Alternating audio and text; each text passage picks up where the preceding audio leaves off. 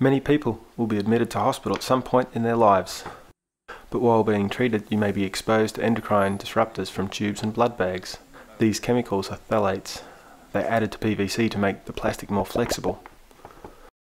Unfortunately, the binding of the phthalate molecules to PVC is not totally stable, and phthalates can be transported with the blood into the blood vessels.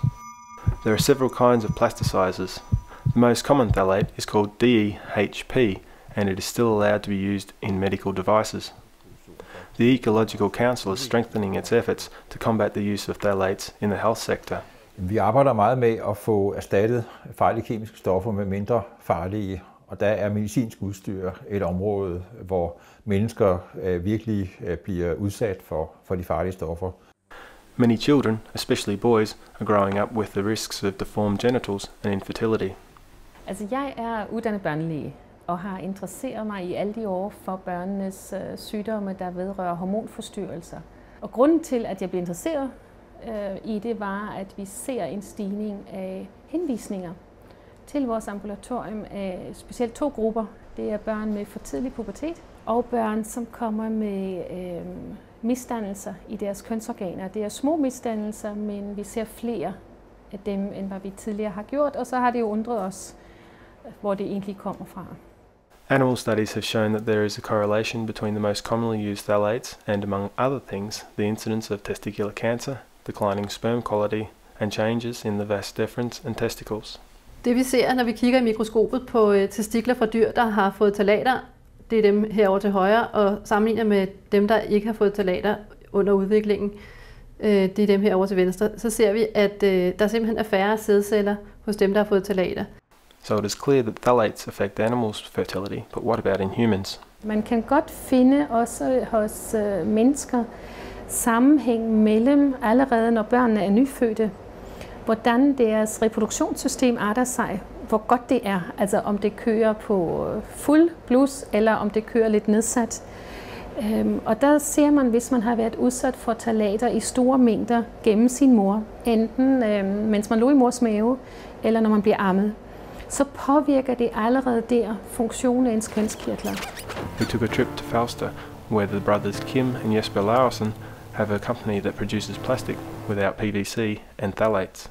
Vores fremstillingsproces, det hedder som rent teknisk en komponderingsproces, men det er en fysisk blanding af kendte råstoffer, som vi sætter sammen til en ny slutprodukt, et nyt plastgranulat, som så opfylder de krav, som kunderne ønsker.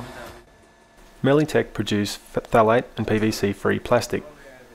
Melitech is participating in EU-supported projects investigating materials for sustainable blood bags. Det vigtige selvfølgelig i den her udvikling, som vi lægger vægt på, er jo, at produktet også skal være, som jeg nævnte, bæredygtigt økonomisk, og det vil jo sige, at det skal kunne konkurrere med blødgjort PVC i det totale billede, både på kiloprisen, men frem alt på produktprisen og med afskaffelse. So there are possibilities to partially avoid plasticizers in the hospital environment. Why not just ban the use of phthalates? Altså, vi er glade for, at den danske miljøminister Ida Auken har taget initiativ til et forbud mod 4 phthalater i en række forskellige forbrugerprodukter. Men medicinsk udstyr hører under sundhedsministeren, og derfor har vi spurgt, om hun ville følge op på Ida Aukens forbud. Og det har Astrid Krag sagt, at hun ikke kan gøre, fordi at der er harmoniserede regler i EU, og der er det, der hedder en CE-mærkning, som viser, at produkterne stemmer overens med EU-lovgivning. Men det mener vi ikke er et tilstrækkeligt argument, fordi der er også andre produktgrupper, som legetøj for eksempel, som også har CE-mærkning. We'll now look to the EU, where Dan Jørgensen works in the European Parliament dealing with, among other things, animal welfare and dangerous chemicals. Ja, da vi lavede REACH, som det hedder, registrering, evaluering og autorisation af kemikalier, der var det en revolution af den måde, vi behandler kemikalier på. Altså, men da vi lavede den lovgivning, så blev der også lavet nogle undtagelser. Og en af de undtagelser, det var for medicinsk udstyr. Og så kan man sige, okay, hvorfor gjorde man det? Er det bare fordi medicinalvareindustrien, den onde medicinalvareindustri, de bare vil have lov til at gøre, ligesom de ville? Og der vil sige, nej, det var det ikke.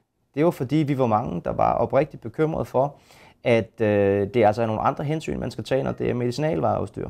Så min tilgang til det vil egentlig være, lad os da lave lovgivning sådan, at den er fleksibel, sådan at vi ikke skal vente på, at det politiske system tager de her sager op en gang hvert 5. eller 10. år, men at vi bare løbende har en proces, hvor vi siger, som udgangspunkt, så skal det her forbydes. Med mindre, at der ikke er nogen alternativ, så kan man måske godt få lov til i specielle tilfælde at bruge det, hvis det er vigtigt af medicinske årsager.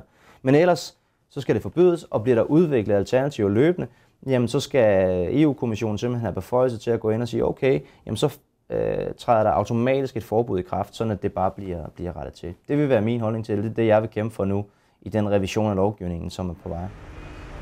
Not far from the Parliament building in Brussels, we find Anja Leitz, the director of the worldwide NGO called Healthcare Without Harm. One of the softeners we're really concerned about is DHP, but also other softeners may pose a risk to vulnerable groups. What we do is we provide a list of alternatives, we provide information so that the procurement staff at the hospital can buy safer alternatives, and there are many alternatives available. So you usually start with identifying which products contain softener, and then you start to eliminating. So for us it's a matter of how can you really change the system, and we have an opportunity now because the EU legislation is being devised, and so we could actually make a political statement because we have alternatives there, and if the EU lawmaker agreed to phase out PVC products in medical products, then it's not a non-issue because there are alternatives available. The only thing that where we don't have an alternatives are blood bags yet. But this will happen because we have an EU, currently there is an EU project that is looking at alternatives, and so within a few years we hope that we will have an alternative. But the challenge is, of course, is that the hospital system is set up, that you have here the doctors and nurses working, and here the people who are doing the procurement. And if they don't communicate, then we will go on forever trying to raise awareness. And that's why I think we really need to go for an EU legislation, because then we don't have that challenge. And then also the prices of the products will come down, and it will be a non-issue. Vi arbejder for at fremme, at der bliver virksomheder, som går i spidsen med at udvikle mindre farlige produkter og markedsføre dem, og dermed også får en fordel af, at der kommer en skarpere lovgivning.